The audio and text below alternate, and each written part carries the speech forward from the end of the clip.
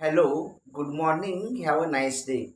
This is Basveshwar Kadgaonkar and you all of watching my YouTube channel Speak English with BK. Friends, how are you? I hope all of you guys are fine. Me right? Okay, welcome back to my channel Speak English with BK. Friends, today we are going to learning very interesting topic, that is the question making words like who, why, where, when, how, what, whose, whom, where, etc. etc. तर मित्र हो, आजच्या video लेक्चरमध्ये आपण question making जे word आहेत, हू म्हणा किंवा व्हाय म्हणा किंवा वेर म्हणा, तर त्याचा मराठीतून मिनिंग काय होतो आणि त्या वर्डचा इंग्रजी क्वेश्चन मेकिंग म्हणजे इंग्रजी प्रश्न तयार करण्यासाठी किंवा इंग्रजीतून प्रश्न विचारण्यासाठी कसा प्रॉपर यूज केला जातो हे पाहणार आहोत.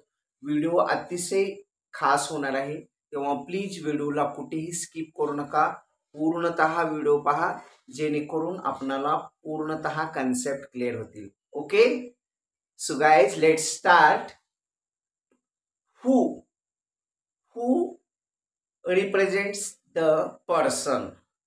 म्हणजे हून जे प्रश्न विचारले जातात यामध्ये पर्सन म्हणजे व्यक्ती, व्यक्ती विषयी हा वर्ड वापरला जातो. हू म्हणजे पर्सन विषयी. हूचा अर्थ काय होतो? कोण. कोण मराठीमध्ये त्याचा अर्थ होतो कोण. Who is your best friend. तुझा जवळचा चांगला मित्र कोण आहे असं. किंवा हू इज युअर बॉस. तुझे बॉस कोण आहेत. किंवा who is your class teacher. तुझे क्लास टीचर कोण आहेत. म्हणजे हू हा व्यक्ती दर्शविणारा असा वर्ड आहे आणि याचा वापर इंग्रजी भाषा रचनेमध्ये हू म्हणजे कोण, म्हणजे एखाद्या व्यक्तीविषयी विचारणा करण्यासाठी याचा वापर करतात. For example, who is your boss. तुझे बॉस कोण आहेत. किंवा who is your best friend. तुझा चांगला मित्र कोण आहे. किंवा who is your class teacher. तुझे क्लास टीचर कोण आहेत असं म्हटल्यासारखं. नेक्स्ट वर्ड आहे व्हाय. WHY. व्हाय म्हणजे इट रिप्रेझेंट्स रिझन. रिझन म्हणजे कारण. कारण जर विचारायचं असेल आपल्याला काही कारण, तर कारण विचारताना इंग्रजी भाषा रचनेत व्हायचा उपयोग करतात. व्हायचा अर्थ काय होतो? का. व्हाय म्हणजे का. तर for example, why are you crying. तू का रडतो आहेस. Why you are crying. तू का रडतो आहेस. किंवा why are you playing here. तू इथे का खेळतो आहेस. किंवा why are you going there. तू तिकडे का जात आहेस असं विचारताना याचा उपयोग होतो. म्हणजे व्हायचा अर्थ काय होतो? का. You got it. Next word where. WHERE. Where. Where म्हणजे मराठीतून याचा अर्थ होतो कोठे. म्हणजेच हा प्लेस दर्शविणारा वर्ड आहे. म्हणजे एखाद्या ठिकाणाविषयी आपल्याला इंग्रजीतून प्रश्न विचारायचा असेल तर वेअरचा वापर करतात. For example, where is your house. Where is your house. तुझे घर कुठे आहे. किंवा where are you going now. तू आता कुठे जात आहेस. Where are you going now. किंवा वेअर इज युअर हाऊस. तुझे घर कुठे आहे. किंवा where are you going today. तू आज कुठे जातो आहेस. किंवा where are you going right now. तू आता कुठे जात आहेस. You got it. आता यानंतरचा वर्ड आहे वेन. वेनचा मराठी अर्थ होतो कधी. वेन म्हणजे कधी, म्हणजेच इट रिप्रेझेंट्स टाइम, वेळ दर्शविणारा किंवा वेळेविषयी आपल्याला काही प्रश्न विचारायचे असतील तर वेनचा वापर करतात. For example, Wien is your birthday, Wien is your birthday किंवा बर्थडे, तुझा बर्थडे कधी आहे. वेन इज युअर बर्थडे म्हणजे तुझा बर्थडे कधी आहे. You got it. Next word how. How, HOW, how म्हणजे कशा प्रकारे किंवा कसे किंवा कशी. It represents method. मेथड म्हणजे पद्धत, कशा प्रकारे असं मराठीतून अर्थ होतो. आता इंग्रजी भाषेत त्याचा उपयोग कसा होतो. हाऊ इज युअर हेल्थ, तुमची तब्येत आता कशी आहे. हाऊ इज युअर हेल्थ, आता तुमची तब्येत कशी आहे किंवा तब्येत कशी आहे. How is your health now, आता तुमची तब्येत कशी आहे. Right, like this. Okay. Next word is which. WHICH. Which म्हणजे मराठीतून याचा अर्थ काय होतो. कोणता किंवा कोण. कोण किंवा कोणता. It represent choice. चॉईस म्हणजे आवड. यातून आपण एखाद्याची आवड किंवा हे विचारायचे असेल तर याचा उपयोग केला जातो. For example, which is your favourite colour, तुमच्या आवडीचा रंग कोणता. Which is your favourite hero, तुमच्या आवडीचा हिरो कोणता. Which is your favourite leader, तुमच्या आवडीचा नेता कोणता. Which is your favourite hill station, तुमच्या आवडीचे एखादं हिल स्टेशन कोणतं.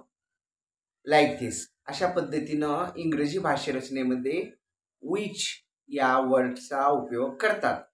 नेक्स्ट वर्ड आहे व्हॉट. WHAT. व्हॉट म्हणजे काय. व्हॉट म्हणजे काय किंवा काय भानगड आहे किंवा कोणती गोष्ट आहे असं विचारताना व्हॉटचा उपयोग करतात.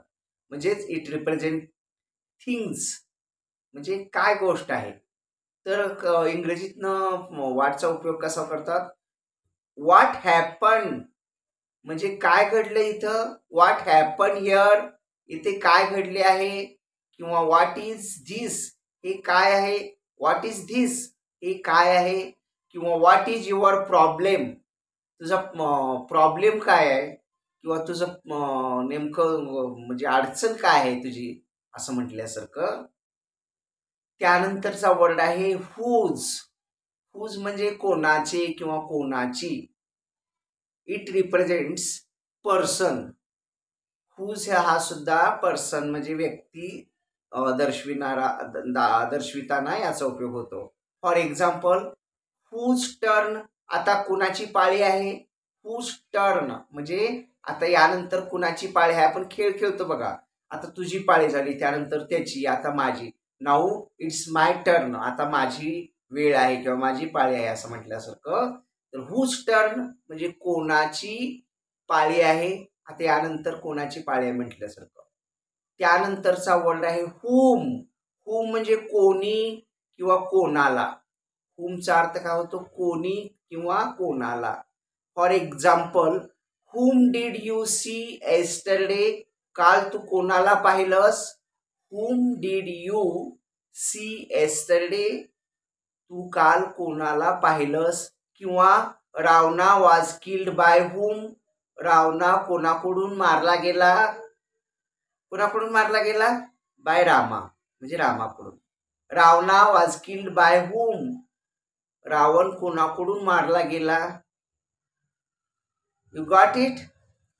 सो गाइज, आजच्या व्हिडिओ लेक्चरमध्ये आपण who, why, where, when, how, which, what, whose, whom इत्यादी जे प्रश्नार्थक शब्द आहेत ज्याचा इंग्रजी भाषारचनेत प्रश्न विचारण्यासाठी वापर केला जातो, त्याचा मराठीतून अर्थ काय होतो आणि तो शब्द इंग्रजीत कशा प्रकारचे प्रश्न विचारताना होतो याचे काही एक्झाम्पल्स आणि त्याची मराठी मीनिंग पाहिलेले आहेत.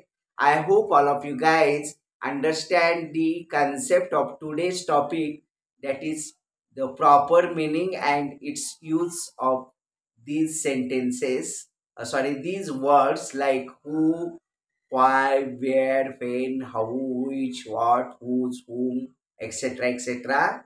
I hope all of you guys understand the proper meaning, and even if there is any type of difficulty, any type of conclusion about this topic, then please contact me, or you just put your difficulty in comment box. I will try to sort out your difficulty 101%. If you likes my video, then make it like, share it, and give your best comments. Thank you. Thanks a lot. Friends, if you are new in my channel, and even if you are not subscribed my channel, then please subscribe the channel. Firstly, you have red color subscribe button. You just press that button and subscribe the channel. Beside the subscribe button, you will get a bell icon. You just press that bell icon. You have four options. Out of these four options, we can select option number one, that is all option. Then you will get daily updates and notifications of my channel Speak English with BK. If you likes my video, then make it like, share it, and give your best comments. Thank you. Thanks a lot. Have a nice day. Keep smiling forever.